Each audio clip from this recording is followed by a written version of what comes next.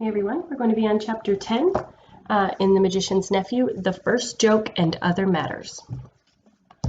There's a picture on this page, so I'll start with that. Down here. Chapter 10, The First Joke and Other Matters. It was, of course, the lion's voice. The children had long felt sure that he could speak, yet it was a lovely and terrible shock when he did. Out of the trees, wild people stepped forth, gods and goddesses of the woods. With them came fauns and satyrs and dwarfs. Out of the river rose the river god with his naiad otters. All these and the beasts and the birds of their different voices, low or high or thick or clear, replied, "Hail Aslan, we hear and obey. We are awake. We love. We think. We speak. We know." "But please, we don't know very much yet," said a nosy and snorty sort of voice. And that really did make the children jump, for it was the cab horse who had spoken. "Good old Strawberry," said Polly. "I am glad he was one of the ones picked to be a talking beast." And the cabby, who was now standing beside the children, said, "Strike me pink. I always did say that os 'ad a lot of sense, though." "Creatures, I give you yourselves," said the strong, happy voice of Aslan. I give to you forever this land of Narnia. I give you the woods, the fruits, the rivers. I give you the stars. I give you myself. The dumb beasts, who I have not chosen, are yours also. Treat them gently. Cherish them, but do not go back to their ways, lest you cease to be talking beasts. Excuse me. For out of them you were taken, and into them you can return. Do not so. No, Aslan, we won't. We won't, said everyone. There's more pictures down here. But one perky jackdaw added in a loud voice, "No fear," said, and everyone else had finished just before it said so that his words came out quite clear in a dead silence, and perhaps you would have found out how awful it can be, say at a party, that the jackdaw became so embarrassed that it hid its head under its wings as if it were going to sleep, and all of the other animals began making various queer noises, which were their ways of laughing, and which, of course, no one else had ever heard in all the world. They tried at first to repress it, but Aslan said, "Laugh and fear not, creatures. Now that you are no longer dumb and witless, you need not always be grave, for jokes as well as justice come with speech." So they all let themselves go, and there was such merriment that the jackdaw himself plucked up the courage again and perched on the cab horse's head between its ears, clapping its wings, and said, "Aslan, Aslan, have I made the first joke? Will everyone always be told how I made the first joke?" "No, little friend," said the lion, "you have not made the first joke. You have only been the first joke."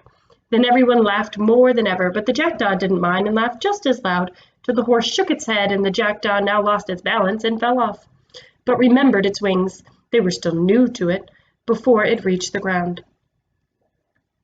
"And now," said Aslan, "Narnia is established. We must next take thought for keeping it safe. I will call some of you to my council. Come hither to me, you the chief dwarf, and you the river god, and you, oak, and the he-owl, and both the ravens and the bull elephant. We must talk together, for though the world is not 5 hours old, an evil has already entered it." The creatures he had named came forward and turned away eastward with them. The others had all been talking, saying things like, "What did he say had entered the word? A neevil? What's a neevil? No, he didn't say a neevil. He said a weevil. What's that?" Make sure you can see this picture up close.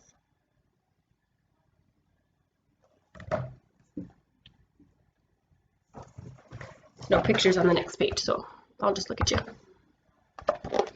"Look here," said Diggory to Polly. "I've got to go after him. Aslan, I mean, the lion. I must speak to him." "Do you think we can?" said Polly. "I wouldn't dare." "I've got to," said Diggory. "It's about Mother. If anyone could give me something that would do her good, it would be him." "I'll come along with you," said the cabby.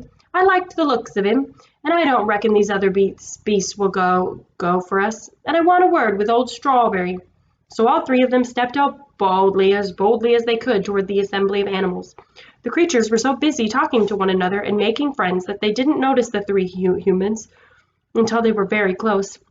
Nor did they hear Uncle Andrew, who was standing trembling in his buttoned boots a good way off and shouting, but by no means at the top of his voice, "Diggory, come back! Come back at once when you're told. I forbid you to go a step further."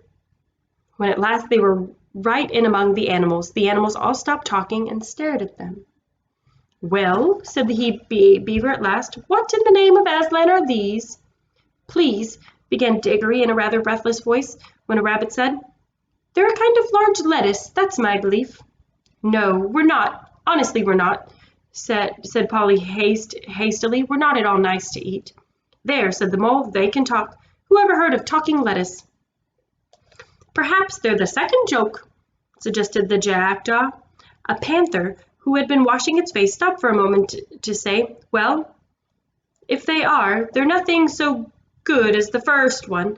At least, I don't see anything very funny about them." It yawned and went on with its wash. "Oh, please," said Diggory, "I'm in such a hurry. I want to see the lion." All this time the cabby had been trying to catch Strawberry's eye. Now he did. "Now, Strawberry, old boy," he said, "you know me. You ain't going to stand there and say as you don't know me." "Well, what's the thing talking about, horse?" said several voices. "Well," said Strawberry very slowly, "I don't exactly know. I think most of us don't know about anything yet, but I have a sort of idea that I've seen a thing like this before.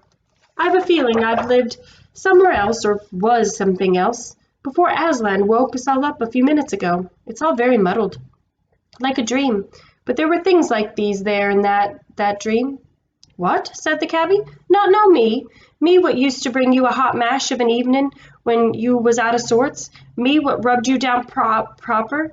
Me what never forgot to put your cloth on you if you was standing in the cold? I wouldn't have thought it of you, Strawberry." "It does begin to come back," said the horse thoughtfully. "Yes, let me think now, let me think. You used to tie a horrid black thing behind me and then hit me to make me run, and however far I ran with this black thing, you would always come rattle, rattle behind me." "We had our living to earn, see," said the cabby, "yours same as mine, and if there hadn't been no work and no whip, there hadn't been no stable, no hay mash, and no oats. For you did get a taste of oats when I could afford 'em, which no one must deny." "Oats?" said the horse, plucking up his ears. "Yes, I remember something about that. I remember more and more. You were always sitting up somewhere behind me, and I was always running in front. You'd put on that black thing. I know I did all the work."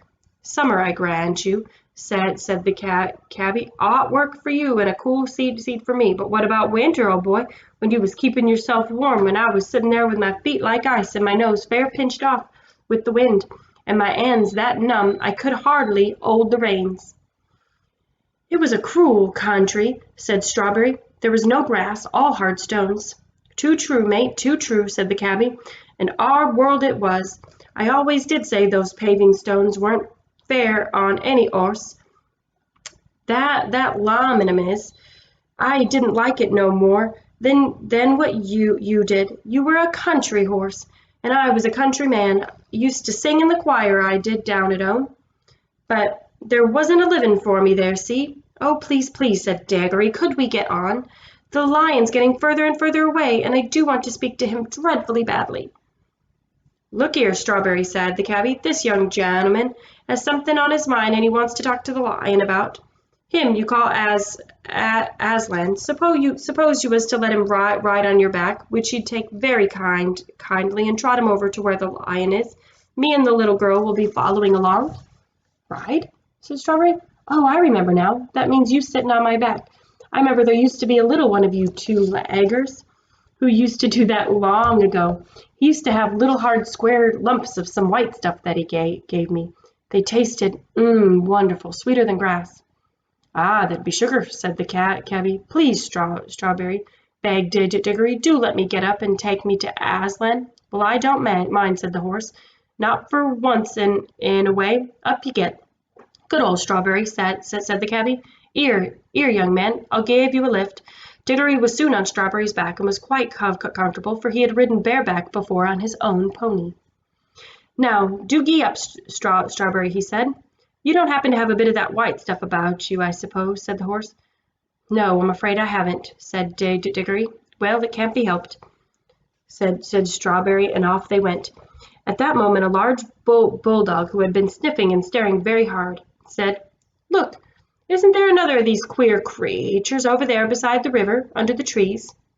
Then all the animals looked and saw Uncle Andrew standing very still among the rhododendrons and hoping he wouldn't be noticed. Come on, said several voices. Let's go and find out. So while Strawberry was briskly trotting away with Diggory in one direction, and Polly and Cabby were following along on foot, most of the creatures rushed towards Uncle Andrew with roars, barks, grunts, and various noises of cheerful interest. We must go now back a bit and explain what the whole scene looked like from Uncle Andrew's point of view. It had not made at all the same impression on him as the cabby and the children, for what you see and hear depends a good deal on where you are standing. It also depends on what sort of person you are. Ever since the animals had first appeared, Uncle Andrew had been shrinking further and further back into the thicket. He watched them very hard, of course, and he wasn't really interested in seeing what they were doing, only in seeing whether they were going to make a rush at him. Like the witch, he was dreadfully practical. He simply didn't notice that Aslan was choosing one pair out of every kind of beast. All he saw, or thought he saw, was a lot of dangerous wild animals walking vaguely about, and he kept on wondering why the other animals didn't run away from the big lion. When the moment came and the beast spoke, he missed the whole point, for a rather interesting reason. When the lion had first begun singing, long ago, when it was still quite dark, he had realized that the noise was a song, and he had disliked the song very much, and it made him think and feel things he did not want to think and feel. Then, when the sun rose, he only saw that the singer was a lion, only a lion, he said to himself, and he tried his hardest to make believe that it wasn't singing and never had been singing, only roaring as any lion in a zoo might in our world. Of course, it can't really have been singing, he thought. I must have imagined it. I have been letting my nerves get out of order. Who had ever heard of a lion singing? And the longer and more beautifully the lion sang, the harder Uncle Andrew tried to make himself believe that he could hear nothing but roaring.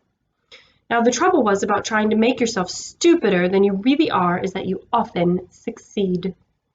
Uncle Andrew did, and he soon did hear nothing but roaring in Aslan's song, and soon he couldn't have heard anything else even if he had wanted to. And when at last the lion spoke and said, Narnia, awake! He didn't hear any words, he only heard a snarl. And when the beast spoke in answer, he only heard barkings, growlings, bayings, and howlings. And when they laughed, well, you can imagine, that was worse for Uncle Andrew than anything that had happened yet. Such horrid, bloodthirsty din of hungry and angry brutes he had never heard in all his life. Then, to his utter rage and horror, he saw the three humans actually walking into the open to meet the animals. The fools, he said to himself. Now those brutes will eat the rings along with the children, and I'll never be able to get home again. What a selfish little boy Diggory is. And the others are just as bad. If they want to throw away their own lives, that's their business. But what about me? They don't seem to think of that. No one thinks of me. Finally, when a whole crowd of animals came rushing toward him, he turned and ran for his life. And now anyone could see that the heir of the young world was really doing the old gentleman good. In London, he had been far too old to run.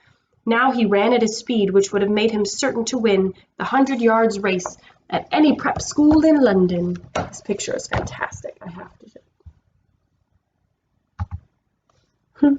At any school in London, his coattails flying out behind him were a fine sight. But of course it was no use. Many of the animals behind him were swift ones, and it was the first run they'd ever taken in their lives, and they were all longing to use their new muscles. After him, they shouted. Perhaps he's that Neville, tally-ho! 10 vitty! Cut him off! Round him up! Keep up! Hurrah! In a very few minutes, some of them got ahead of him. They lined up in a row and barred his way. Others hemmed him in from behind. Wherever he looked, he saw terrors. Antlers of great elks and huge face of an elephant towered over him. Heavy, serious-minded bears and boars grunted behind him. Cool-looking leopards and panthers with sarcastic faces, as he thought, stared at him and waved their tails. What struck him most of all was the number of open mouths. The animals had really opened their mouths to pant, and he thought they had opened their mouths to eat him. Uncle Andrew stood trembling and swaying this way and that. He had never liked animals at the best of times, being usually rather afraid of them, and of course, years of doing cruel experiments on animals had made him hate and fear them far more. "Now, sir," said the bulldog in a businesslike way, "are you animal, vegetable, or mineral?" And that was what it really said, but all Uncle Andrew heard was growl. Our next chapter is going to be, let me switch to my camera. It's going to be Diggory and his uncle are both in trouble. That's a good chapter. So your questions for this chapter are, why does Diggory want to go see the lion? Next question is, what is Strawberry's point of view on his time in our world? What is going on with Uncle Andrew? What is Uncle Andrew feeling? And what do the animals think of Uncle Andrew? We'll find out more about that in the next chapter, but I want to know what you think now. Great, I can't wait to read the next one with you tomorrow.